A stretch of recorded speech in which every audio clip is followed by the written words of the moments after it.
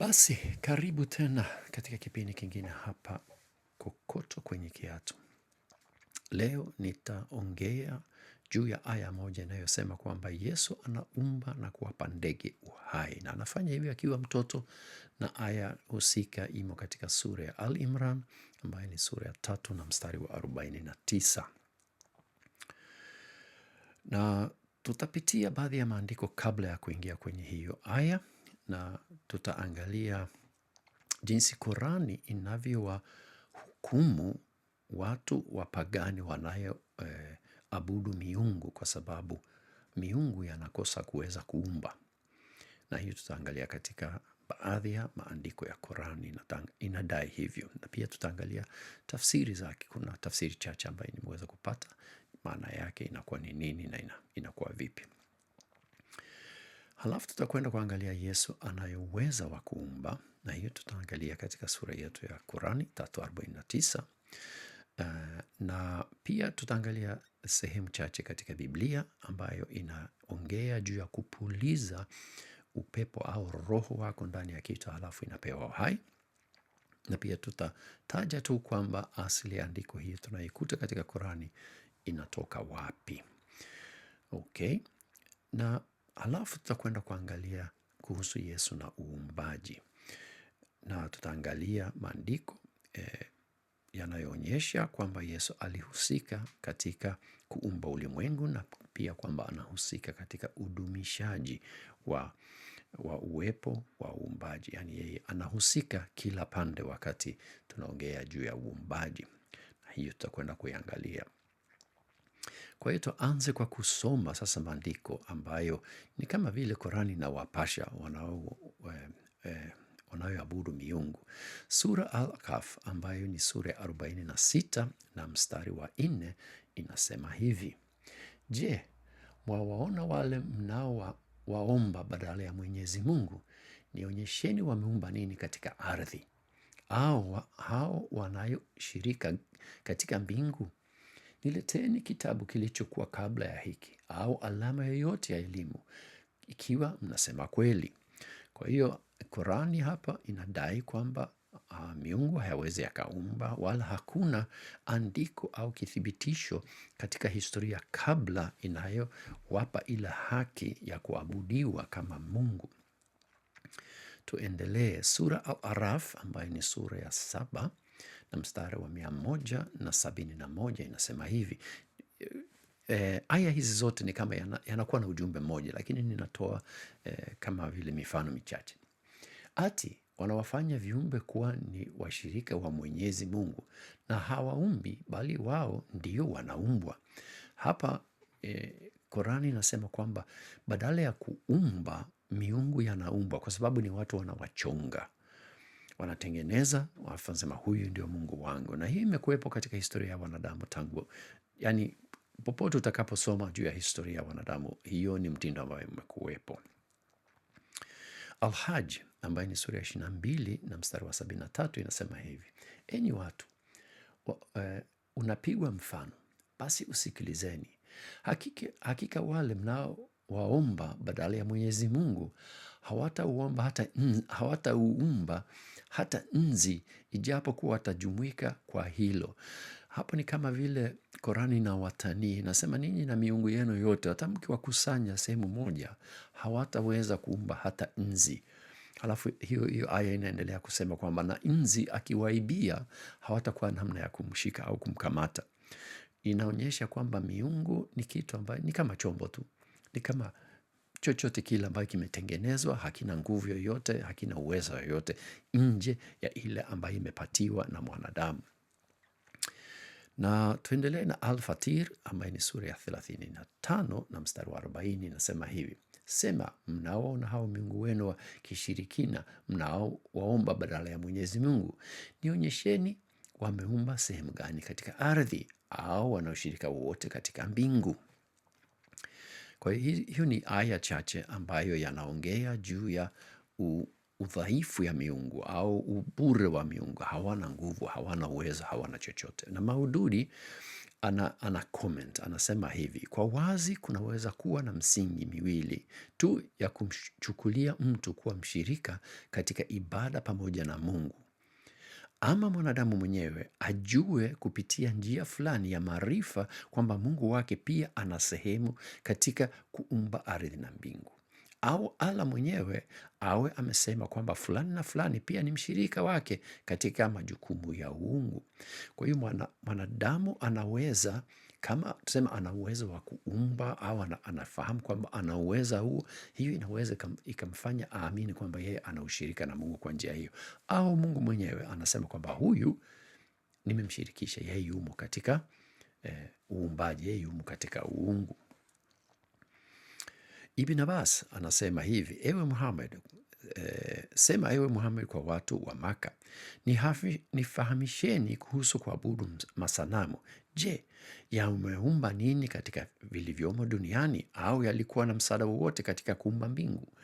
Tena tunarudia na wanaotoa comment wanasema kwamba ishara moja kuu ya kuwa Mungu, ya kuwa haki ya kudai kwamba wewe ni Mungu, unaonyesha kwa sababu unaweza ukaumba kitu ambaye haina uhai na inapewa uhai, au kitu ambaye hakipo na kinakuwepo.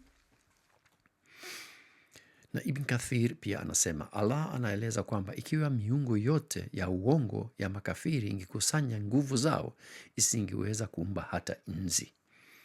Kwa hiyo Ibn Kathir pia anasema kwamba hapo kuna mambo ambayo inaweza kuonyesha kwamba miungu hayana nguvu yoyote. Na Maududi anaendelea kusema kwa sura ya 35 na 40: je, wana idhini iliyoandikwa kutoka kwetu ambao tumeeleza kwamba tumewapa watu fulani na fulani uwezo wa kuponya wagonjwa? Okay, hapa sasa hata kuponya wagonjwa ni ishara moja ya kwamba Mungu at least yuko pamoja na wewe. Kwa hiyo ni nguvu ya kimungu inayoleta miujiza au ishara hizo. Hiyo ni kusema, anaendelea Maududi, ulimwengu huu usio na mipaka unadumishwa na Allah peke yake. Hakuna malaika, jini, nabii wala mtakatifu anayeweza kuudumisha. Allah peke yake ndiye anayefanya hivyo. Kwa hiyo ni Allah peke yake anayedumisha uumbaji. Hiyo ni kwa kauli ya Korani, sawa? Na hiyo inaendana pia na Biblia pia inasema hivyo kwamba ni Mungu peke yake anayedumisha ulimwengu. Bila yeye yote yangeharibika mara moja. Okay, sasa tusome ile aya yetu ambayo ni Al-Imran, ni sura ya 3 na mstari wa 49. Na inamhusu Yesu, na hiyo unaweza kusoma ukienda mbele kidogo, nyumba sijui tuseme, anyway, aya 45 na mpaka 48 utakuta kwamba inamhusu Yesu. Inasema hivi: na ni mtume kwa wana wa Israeli kuambia, mimi nimekujulieni na ishara kutoka kwa Mola mlezi wenu, ya kwamba nakuundieni kwa udongo kama sura ya ndege, kisha napuliza anakuwa ndege kwa idhini ya Mwenyezi Mungu, na ninawaponyesha vipofu wa tangu kuzaliwa na wakoma, na ninawafufua maiti kwa idhini ya Mwenyezi Mungu, na ninakwambieni mnachokila na mnachoweka akiba katika nyumba zenu. Hakika katika haya ipo ishara kwenu, ikiwa ninyi ni wenye kuamini. Kwa hiyo hapa Qurani inasema kuhusu Yesu amekuja kama ishara kutoka kwa Mola, kwa sababu anaweza kafanya miujiza, anaweza kuumba.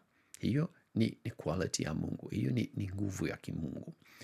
Anaweza kuponya wagonjwa, na ukisoma katika Biblia anafufua wafu. Nafikiri ni 2 au 3, nafikiri ni 2, sehemu 2 katika Injili ambapo anafufua wafu. Lazaro ni mmoja, halafu kuna mtoto mmoja pia ambaye anamfufua.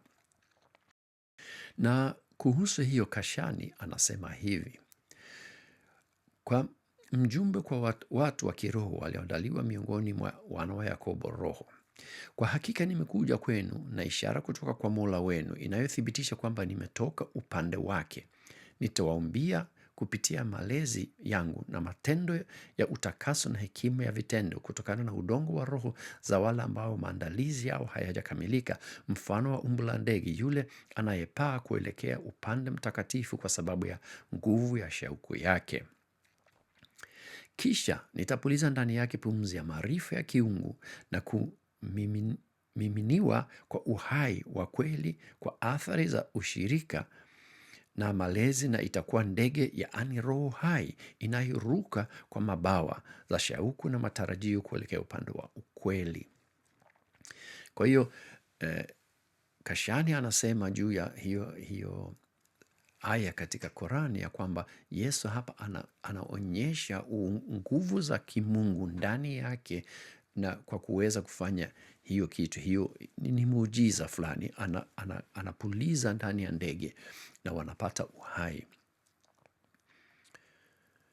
Katika Al-Maida inasema hivi, na ni sehemu ya B. Nimechukua ninasoma zile sehemu ambazo zinahusu yale ambayo ninaongelea.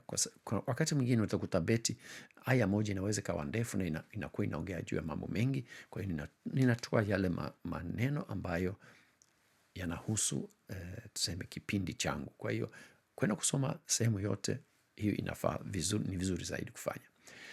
Inasema hivi, ni Al-Maida ambayo ni sura ya 5 na mstari wa 110, na ninasoma sehemu ya B. Na ulipotengeneza udongo sura ya ndege kwa idhini yangu, kisha ukapuliza ikawa ndege kwa idhini yangu, na ulipowaponyesha vipofu na wakoma kwa idhini yangu, na ulipowafufua wafu kwa idhini yangu. Kwa hiyo hapa inaonekana Allah anasema kwamba Yesu alifanya hayo mambo yote. Okay? Na kuna sehemu ambayo hiyo aya au hayo maelezo yanakotoka, na ni katika kuna Injili ya utoto wa Tomaso ambayo iliandikwa kwenye karne ya pili, na tunafahamu kwamba sio Tomaso mwanafunzi wa Yesu aliyoandika, kwa sababu alikuwa ameshafariki wakati huu, imechelewa sana kuandikwa, na sio kitu ambayo imekubalika na kanisa kamwe, kwa sababu ukiisoma lote, nitaweka link, utaweza kwenda kuisoma kwa Kiingereza, lakini na ukianza kuisoma utakuta kwamba ujumbe wa hiyo Injili inatofautiana sana na Injili za Biblia, halafu hasa ina focus juu ya mambo mengine. Kwa hiyo haijakubalika na kanisa, lakini kwa namna fulani imeingia katika Korani, au at least maelezo yake machache yameingia katika Korani. Inasema hivi, ni katika sura ya 2, na nitasoma mstari wa 3 na 6 katika hiyo Injili ya utoto wa Tomaso. Baada ya hapo alitengeneza udongo, akifinyanga shomoro 12 kutoka humo. Na ilikuwa siku ya Sabato alipofanya mambo haya, lakini pia kulikuwa na watoto wengine wengi wakicheza pamoja naye. Lakini Yesu akapiga makofi kwa mikono yake na akawaambia wale shomoro, ondokeni, rukeni na mnikumbuke sasa, kwa kuwa mko hai. Na shomoro wakaondoka wakipiga kelele. Kwa hiyo inaeleza tu yale ambayo Korani pia inasema. Maelezo ni tofauti kidogo. Hapa tunaambiwa kwamba ni shomoro, na kuna komentari moja niliona kwamba kuna mtu mmoja anatoka akadai kwamba ni popo, lakini hiyo haipo, huwezi ukaipata katika Korani, wala huwezi ukaipata katika hiyo sehemu ya Tomaso. Kashani anaongea juu ya mambo haya, anasema hivi, anasema uwezo huo kuumba unatoka kwa Mungu, na anapopuliza roho ndani ya huyu ndege ni roho ya ukamilifu au ni uhai. Ndege ya udongo unakuwa ndege hai anayeruka.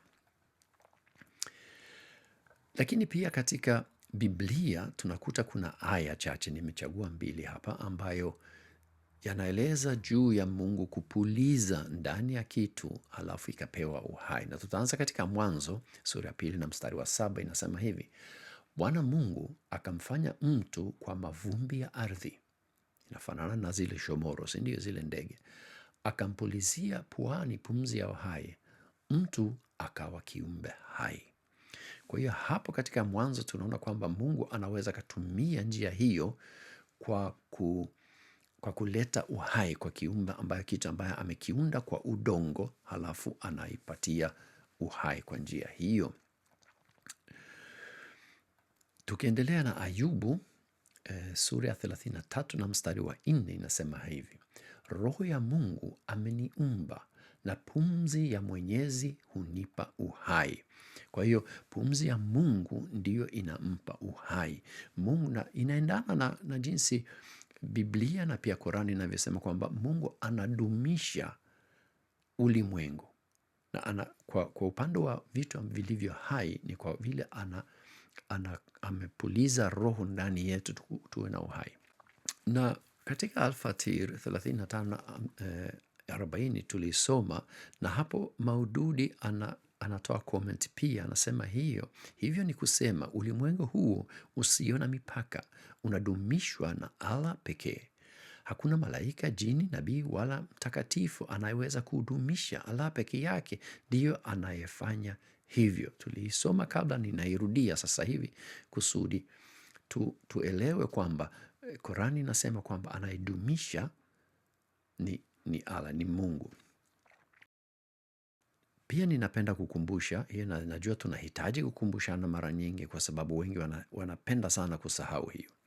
Korani inasema maandiko yaliyotangulia ni maneno ya Mungu yaliyo kweli na hayawezi kubadilika. Kwa hiyo nitakwenda sasa, na hii unaweza kuipata katika Al-Maida, inathibitisha maandiko yaliyotangulia. Al-Kahf inasema, Al-Kahf na Al-Nam inasema hakuna wa kubadilisha maneno yake, na mwisho tukienda Yunus tunakuta inasema kwamba ukiwa na maswali waulize wenye kitabu kabla yako. Kwa hiyo kuna hayo maneno ambayo tunahitaji kukumbuka, na ninahitaji kuwakumbusha hasa wasikilizaji wa Kiislamu ambayo wanapenda sana kusahau hiyo. Okay, sasa tuende kusoma katika Biblia sasa. Unakumbuka yale maneno ambayo hayabadiliki na ambayo yanakubalika na Korani na ambayo ni ya Mungu. Okay, tunasoma kwanza kutoka Yohana mstari wa kwanza, sura ya kwanza mstari wa kwanza hadi wa 4, halafu naendelea na 14. Nasema hivi: hapo mwanzo kulikuwako neno, naye neno alikuwako kwa Mungu, naye neno alikuwa Mungu. Huyu mwanzo alikuwako kwa Mungu. Vyote vilifanyika kwa huyu, wala pasipo yeye haikufanyika chochote kilichofanyika.